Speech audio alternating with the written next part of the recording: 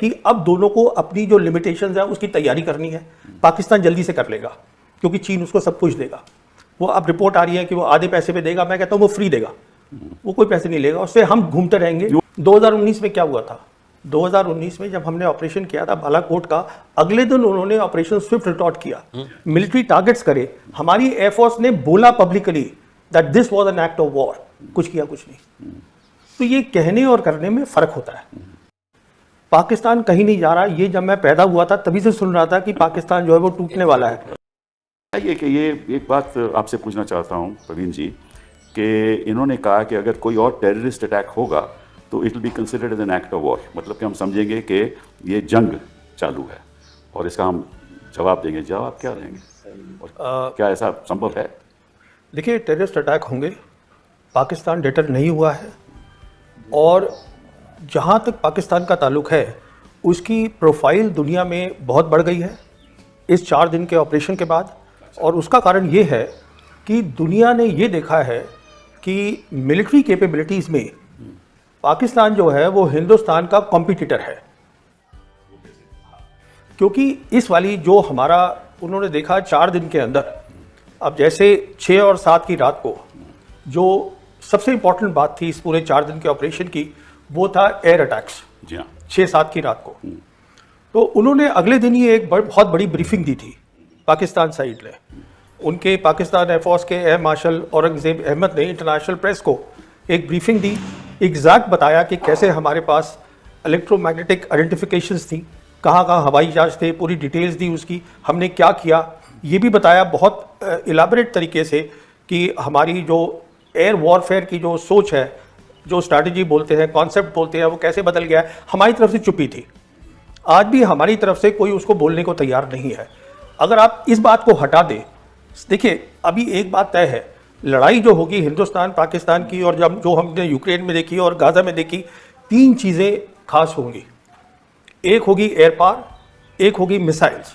Missile के साथ आपको डिफेंसिव सिस्टम्स भी चाहिए, जिसको हम बोलते हैं एयर मिसाइल डिफेंस सिस्टम्स, वो चाहिए काउंटर करने के लिए। और तीसरा ड्रोन्स होंगे।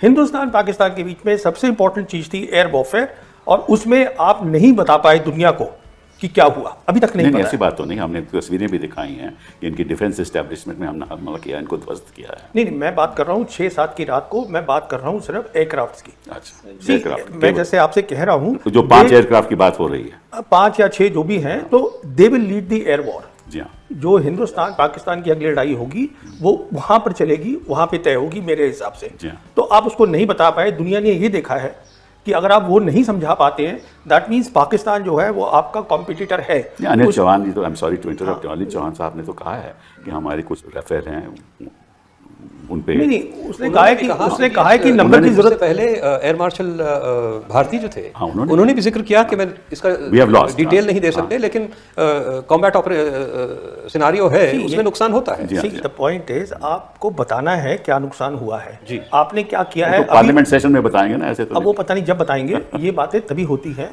तो दुनिया देख रही होती है। अब हम अपना कुछ भी सोचते रहें, दुनिया देख रही है क्या हुआ है, दुनिया ने अपने नतीजे निकाल लिए हैं कि क्या हुआ है। और अच्छा देखिए, मैं आपको एक मज़ेदार बात बताऊं, ये एक बहुत इंपॉर्टेंट बात है।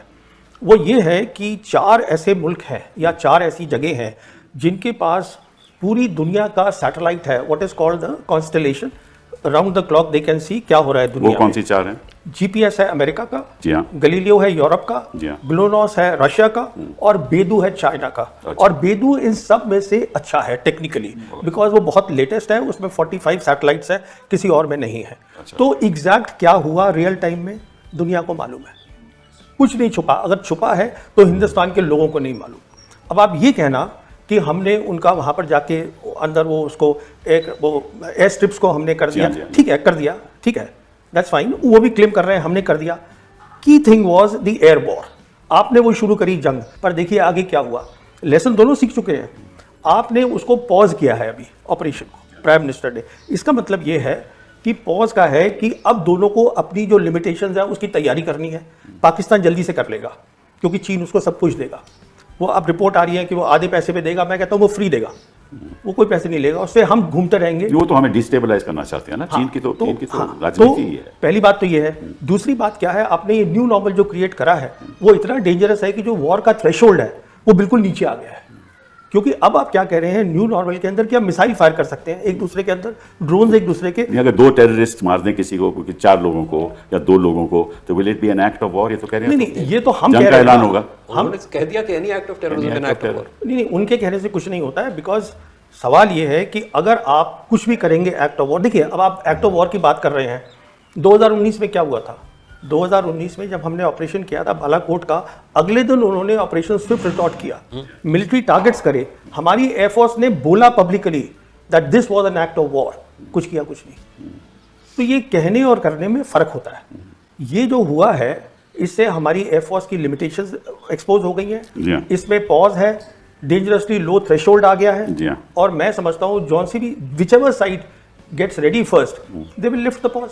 नहीं, बस देखिए इसमें तो हमें थोड़ी दिक्कतें हैं क्योंकि उनके पास चीन का फुल सपोर्ट है।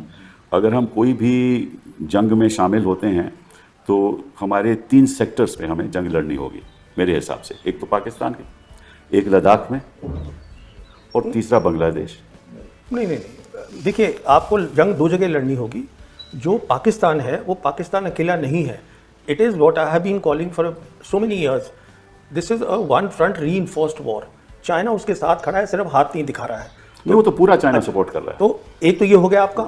दूसरी जंग आपकी होगी कश्मीर के अंदर।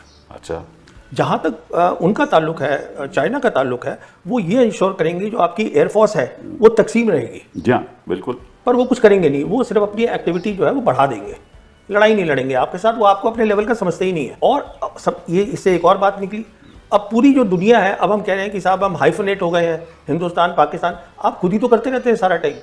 नहीं, हाइफनेट तो इसीलिए हुए हैं ना कि आपने जंग का जब इसका जवाब दिया ऐसी तरह से दिया, क्योंकि बाकी जो विश्व के देश हैं वो तो समझते हैं कि भैया ये दोनों परमाणु शक्तियां हैं इनके पास, ये तो कुछ भी हो सकता है। नहीं, देखिए तो परमाणु तो बात टेररिज्म की तो कहीं होती ही नहीं है, सारे विश्व में टेररिज्म की तो बात हुई नहीं। नहीं, देखिए परमाणु शक्ति को इतनी अहमियत नहीं देनी चाहिए, मैं समझता हूँ, क्योंकि कोई इतनी जल्दी न्यूक्लियर वेपन्स यूज नहीं करेगा।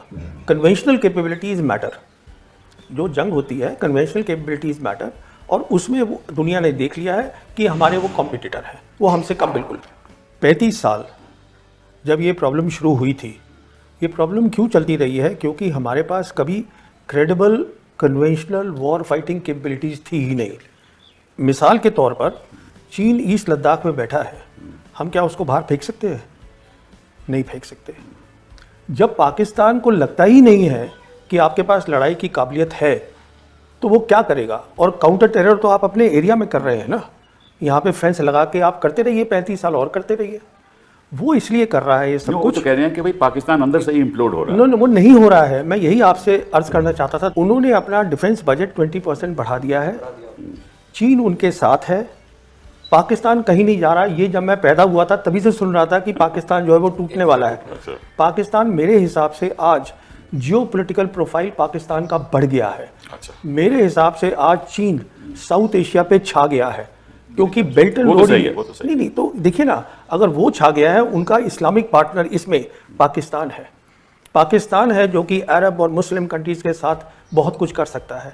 मैं ये बात बिल्कुल मानता हूँ और पाकिस्तानी भी मानते हैं, उनकी गवर्नेंस में प्रॉब्लम है, there is no doubt about it. और मैं एक और आपसे ये बात कहूँ कि उनकी तैयारी हमसे पहले होगी, और मेरे हिसाब से they will be ready much faster ये पॉज हटाने के लिए। तो मैं समझता हूँ, आप ये मान के चलिए कि after 1 year we are heading for a big trouble. ये इतना आसान काम नहीं है जो हमने किया है, ये ऑपरेशन सिंदूर, कि हम घुस के मारेंगे, घर में घुस के मारेंगे। You expose completely the limitations of the air force, जो आपकी मेन फोर्स है। आपने 2019 में की, आपने अब करी, तो अब आपके पास कहाँ जाएंगे आप सामान लेने के लिए? वो जल्दी से तैयारी करेगा। वो पाकिस्तान कहीं नहीं जा रहा है। We need Sergey Lavrov, we need Sergey Lavrov, because not only हमें S-400 चाहिए, हमें S-500 चाहिए। पूछिए क्यों? वो इसलिए चाहिए क्योंकि चाइना हाइपरसोनिक मिसाइल्स देगा पाकिस्तान को, जिसको हम बोलते हैं DF-17 with the hypersonic glide vehicles, they will give it to them. उसका हमारे पास कोई हल नहीं है। वो आप देख लीजिए क्या हो रहा है ईरान और इजराइल के बीच में। What I am saying is कि ये ना एक टेंडेंसी है टू से कि हमारा जो एडवर्सरी है वो हमसे कमज़ोर है, उसको अंडर एस्टिमेट करना। वो कमज़ोर नहीं है बिल्कुल, और ना वो इम्प्लोड हो रहा है, कुछ नहीं हो रहा है। अगर खतरा है तो आपको खतरा है, आप कुछ नहीं कर सकते, क्योंकि अगर अब जैसे पाकिस्तान ने कह दिया ना आप पानी बंद करोगे, पानी तो बंद नहीं होने वाला। चीन ने कह दिया ना कि हम ब्रह्मपुत्र वो उधर से कह दिया उन्होंने, और पाकिस्तान ने कह दिया कि पानी बंद कर दोगे, एक्ट ऑफ वॉर है। भाई किस तरह से एक छोटा सा देश कंपैरेटिवली स्पीकिंग हर इंडेक्स पे हमें चुनौती देता है, आपको रोज चुनौती देता है। बांग्लादेश भी आपको चुनौती देता है। मुझे याद है एक वक्त था जब नेपाल आपको चुनौती दे रहा था। क्यों? क्योंकि दो चीजें हैं उसमें, एक तो हमने अपनी जो दिफा की शक्ति है उसको नहीं बढ़ाया। आपके साथ लोग क्यों नहीं हैं? ये सारा क्षेत्र आपका था, बैकयार्ड था, लेकिन इस बैकयार्ड को आपने बैकयार्ड समझ दिया। किसी के साथ आप नहीं खड़े, पड़ोसी हमारे साथ, पड़ोसी आपके साथ क्यों नहीं है? क्योंकि आप उनके साथ नहीं खड़े हुए। आपकी लीडरशिप क्यों कोई एक्सेप्ट करेगा सर? आपके पास ना टेक्नोलॉजी है, ना इकोनॉमिक पावर है। बिल्कुल बिल्कुल आपकी बात इस वक्त कोई कहीं भी नहीं सुनने वाला, क्योंकि आप ठीक है, अगर हम अपनी जियोग्राफिकल पोजीशन और ये centrality to the Asia Pacific region ये सब मैनिपुलेट कर लें तो बहुत कुछ कर सकते हैं। पाकिस्तान एक बिल्कुल वीक स्टेट ने अपनी जियोग्राफिकल पोजीशन बहुत अच्छी मैनिपुलेट करके अपनी एक दुनिया भर में डिस्प्रोपोर्शनेट इन्फ्लुएंस कायम कर ली है। लेकिन वो सब तभी हो सकता है जब आप किसी के लिए कुछ करने के लायक हो। पाकिस्तान कुछ करता है दूसरों के लिए, तो Pakistan is seen as a useful state. You are not seen as a useful state by anyone, even in your neighbourhood. आप बोलते हो, आप करते कुछ नहीं हो। कितने बार दशकों से ये इस सरकार की बात नहीं है, नहीं सही बात है, दशकों से ये चल रहा है कि तो ये हमें देखना है, और हमारी क्या कैपेसिटी किसी के लिए कुछ करने के लिए। हम तो अपने लिए नहीं पूरा कर पा रहे। यही तो है। Now coming back to operation Sindoor, जहाँ से हमने बातचीत शुरू करी थी, बात हो रही है 5th जनरेशन एयरक्राफ्ट हम बनाएंगे, अपना इंजन अमेरिका से लाएं, जापान कह रहा है हमसे इंजन ले लो, ये कर लो वो कर लो, ये सब बात चल रही है आत्मनिर्भरता की। अरे भाई, जब आपने वॉर का थ्रेशोल्ड इतना नीचे कर दिया है तो आप कहाँ से ये क्या कर रहे हैं? वो आपका एयरफोर्स चीफ रोज कह रहा है कि मुझे ना तो हैल कुछ दे पा रहा है, ना DRDO कुछ दे पा रहा है। प्रवीण जी ऐसे ऐसे मुद्दे उठा रहे हैं जिसकी देश के भविष्य का कोई ताल्लुक ही नहीं है जी। कोई ताल्लुक आप बोलते रहते हैं, मैं तो बोलता रहता हूँ। हाँ, लेकिन जब तक मैं तो इसीलिए बोलता हूँ कि भाई पहले तो देश में शांति लाओ, सबको साथ लेकर आगे बढ़ो, तभी देश आगे बढ़ेगा ना, तभी हम किसी से बातचीत कर पाएंगे। हम तो चाहते हैं बातचीत हो, लेकिन आप कहेंगे हम तो बातचीत करेंगे ही नहीं क्योंकि हम तो विश्व गुरु बनने वाले हैं, तो फिर आगे देश कैसे बढ़ेगा? इसी बात के साथ हम अपनी चर्चा खत्म करते हैं। बहुत बहुत धन्यवाद आपके आने का। Thank you.